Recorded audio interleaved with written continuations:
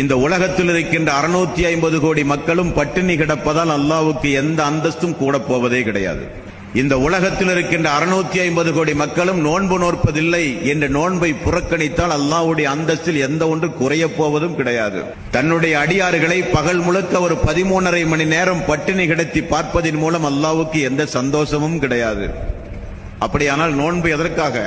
2வது அத்தியாயத்தின் 183வது வசனத்தில் அல்லாஹ் ரப்பல் ஆலமீன் நோன்பு கடமையாக்கப்பட்ட நோக்கத்தை நமக்கு சொல்லித் தருகிறான். யா அய்யுஹல்லதீன ஆமனூ, ஈமான் கொண்டவர்களே, குத்திப அலைக்குமுஸ் ஸியாம், இந்த நோன்பு உங்களுக்கு முன் இருந்தவர்களின் மீது கடமையாக்கப்பட்டிருந்தது.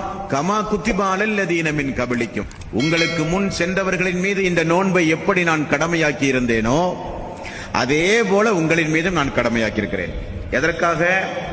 லஅல்லக்கும் தத்தகூன், நீங்கள் இறையச்சமுள்ள மனிதர்களாக மாற என்று அல்லாஹ் திருக்குர்ஆனில் சொல்கிறான். Download ShareChat.